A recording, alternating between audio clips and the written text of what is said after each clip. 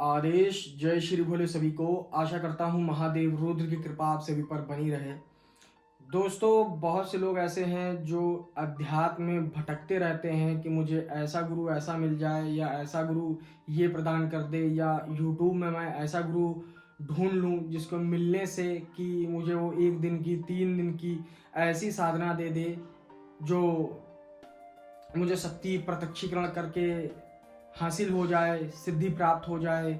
मैं शक्ति से खड़े होकर के बोल दूं कि आजा, यानी कि मैं मंत्र पढ़ूं और शक्ति सामने खड़ी हो जाए, खुली आंखों से शक्ति दिखने लगे और मैं उससे बोलूं कि जाओ, मेरा ये फला काम है और मैं तुमको मिठाई दे रहा हूं, या तुमको लौंग कपूर दे रहा हूं, या तुमको जो तुम्हारा भोग है वो मैं दे रहा हूं, और जाओ वो काम करके आओ।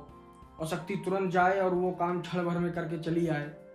तो दोस्तों, जो आजकल के साधक हैं उनको इन सब चीज़ों की बड़ी रुचि रहती है कि सिद्धि इस तरीके से होती है, सिद्धि इस तरीके से कार्य करती है और शक्तियाँ मैं ऐसे धारण कर सकता हूँ शॉर्टकट तरीके से।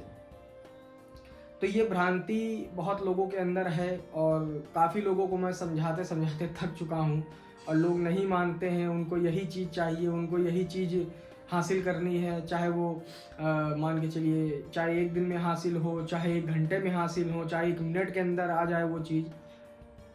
तो आप लोगों को समझाना व्यर्थ है।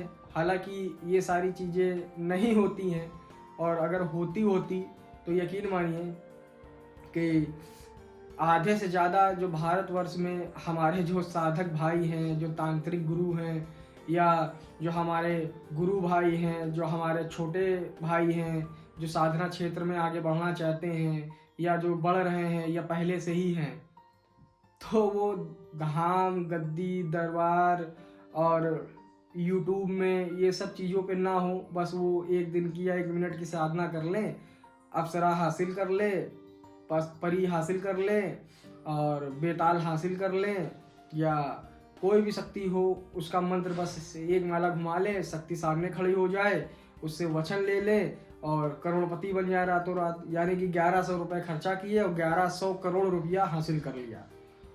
तो अगर ये मानसिकता आप लोगों के अंदर है तो यकीन मानिए आप लोग जितनी जल्दी हो सके अध्यात्म को छोड़ करके अपने सांसारिक जीवन पे ध्यान दीजिए, अपने घर परिवार को समय दीजिए, मेहनत करिए, समाज में उठिए बैठिए और सामाजिकता जो होती है लोगों के अंदर, उनके गुणों को अंदर अपने लीजिए और उस लाइन से बहुत दूर हो जाइए, क्योंकि इसमें आपका कभी जीवन में भला नहीं होना है। समझ गए? तो ये तो भाई रही बात उन लोगों की जो अपने आप को बहुत बड़े तांत्रिक बनाना चाहते हैं कि मैं रातों रात बहुत बड़ा तांत्रिक बन जाऊं। तो हालांकि अभी तक तो मेरी नज़र में कोई ऐसा तांत्रिक नहीं है, हालांकि मैं अभी नहीं हूं, ना मैं कभी दावा करता हूं। तो ये सारी चीज़ें साइड में रख के अब मेन मुद्दे की बात करते हैं कि मेन मुद्दा क्या है जिसकी वजह से मैं वीडियो बना रहा हूँ।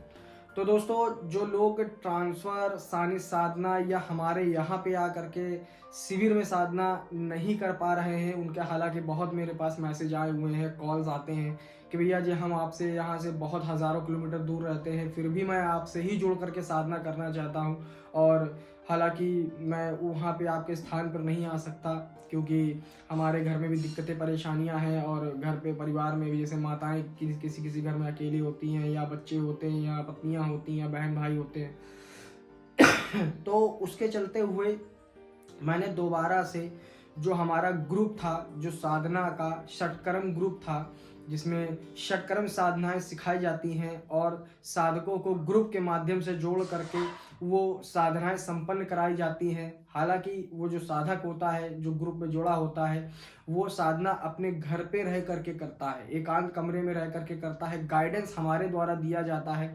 अगर जिन्हें आसन माला चाहिए तो वो आसन माला भी हमारी तरफ से प्रोवाइड किया जाएगा।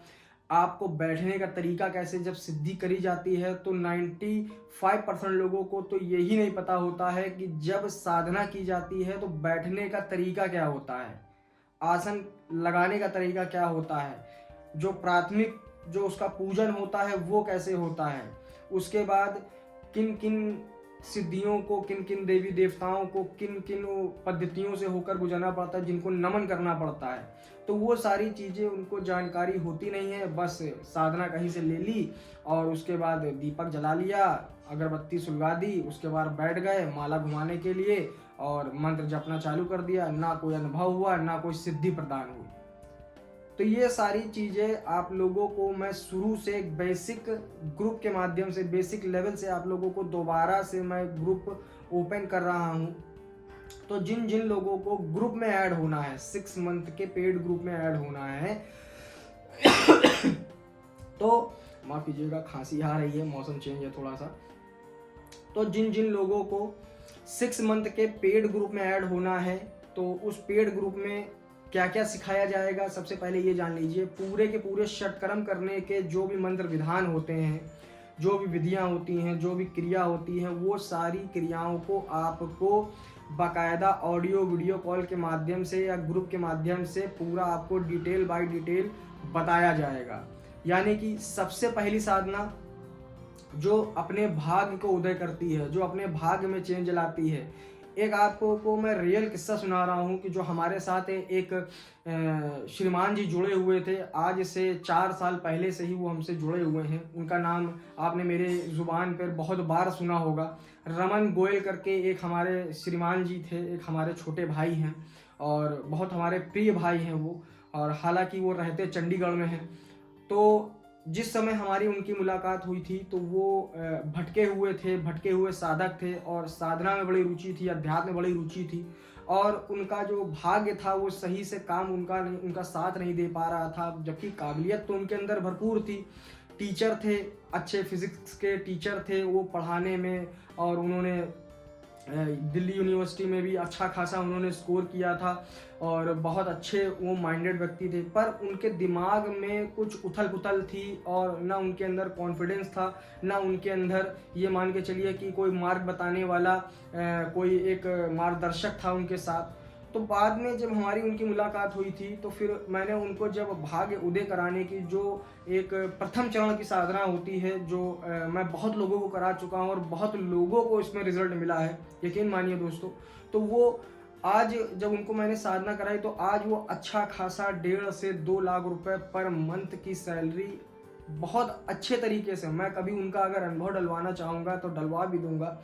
और हालांकि आज वो दाम्पत्य जीवन में भी मतलब संपन्न हैं और सारी चीज़ें मतलब सुखी हैं, सुख में अपना जीवन व्यतीत कर रहे हैं, पैसे की कोई कमी नहीं है, भाग्य उनका उदय हो चुका है और घर परिवार में भी सुख शांति है। और बहुत अच्छा हमें लगा ये चीज़ कि जब बंदा मेरे कहे हुए रास्ते पे चला और मुझ पे विश्वास रखा, सामने वाले पे या इधर उधर के लोगों की बातों पे ना ध्यान देके सिर्फ मेरी बातों को विश्वास रखा, आज वो इतने बड़े मुकाम पर है।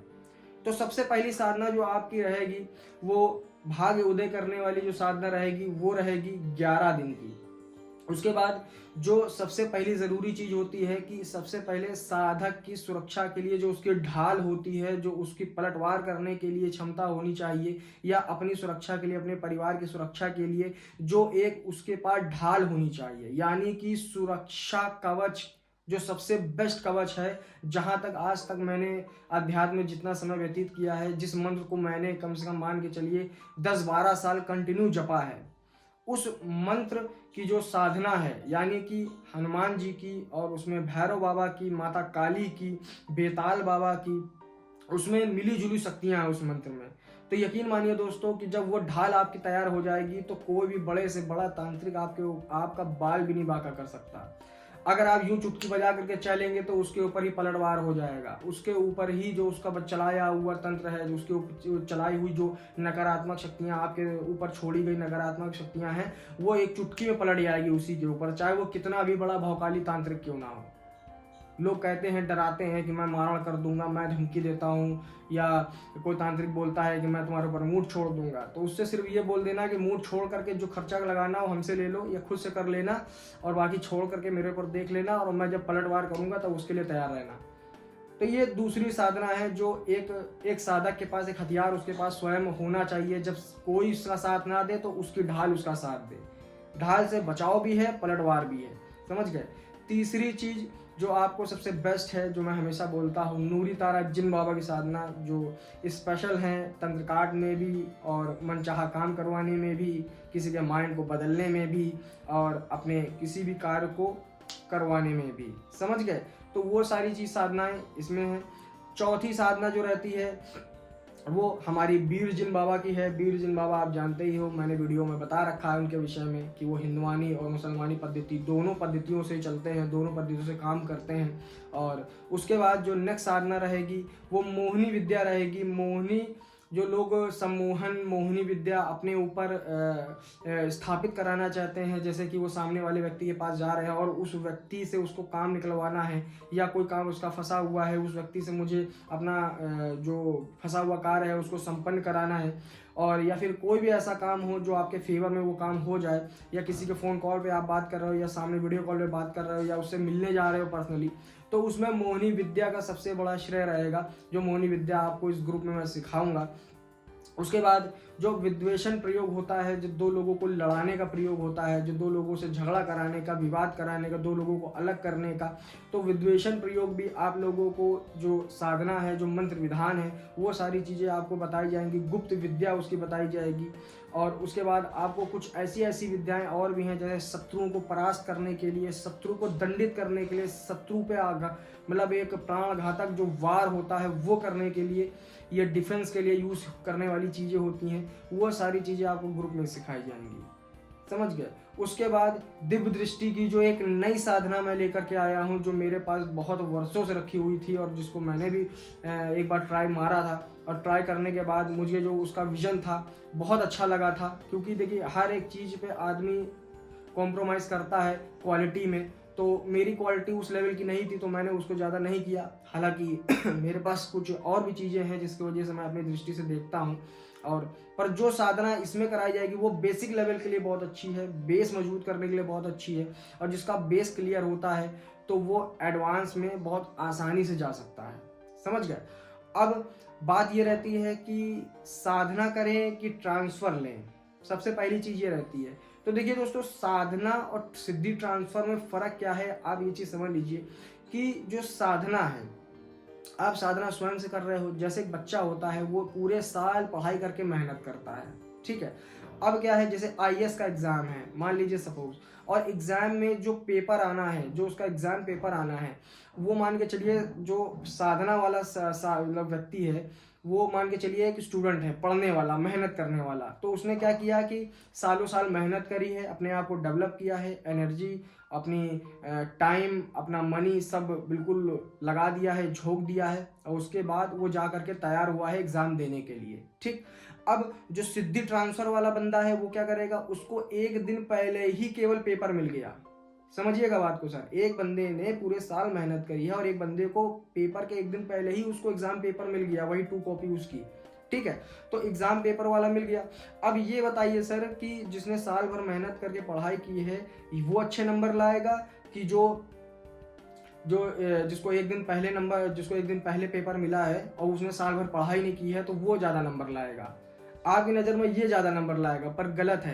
क्यों? क्योंकि इसने तो साल भर पढ़ाई नहीं करी है ना, इसने केवल एग्ज़ाम के टाइम पे जो पेपर एग्ज़ाम में आएगा केवल उसकी तैयारी करेगा। समझिएगा पॉइंट को। तो वो क्या करेगा कि उतनी उतनी चीज़ों को याद कर लेगा या फिर मेमोराइज़ कर लेगा, जो भी चीज़ें करना हो तो वो क्या करेगा, उसको याद कर लेगा।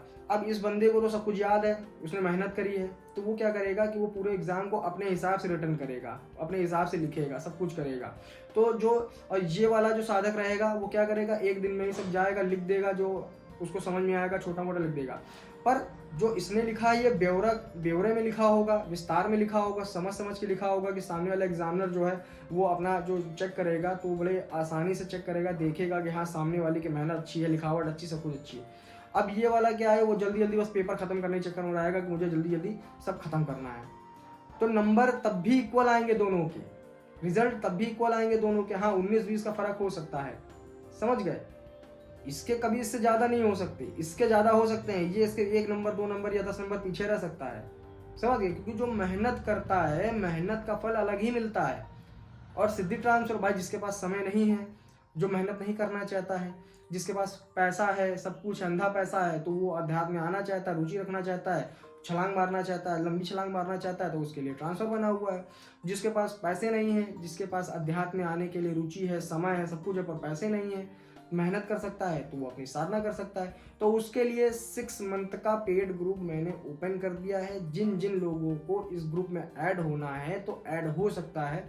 दिए गए नंबर पर आप संपर्क कर सकते हैं, व्हाट्सएप पर मैसेज कर सकते हैं, कॉल करके बात कर सकते हैं। इस ग्रुप की जो अवधि है वो 6 मंथ की रहेगी, 6 महीने तक रहेगी और 6 महीने तक इस ग्रुप में आपको जोड़ कर रखा जाएगा। अगर आपके पास आसन माला नहीं है तो सिद्ध आसन माला आपको भेजा जाएगा। अगर आपके पास किसी यंत्र की आवश्यकता है तो उस यंत्र को आपको पास भेजा जाएगा। साधना का मंत्र विधान सारी चीज़ें आपको बताई जाएंगी। साधना कैसे की जाएगी, कैसे सफलता प्राप्त होगी, कैसे सिद्धि को देखना है, कैसे बात करनी है, वो सारी चीज़ें आपको सिखाई जाएंगी। तो ये वीडियो है, इसमें आप फटाफट आप सभी लोग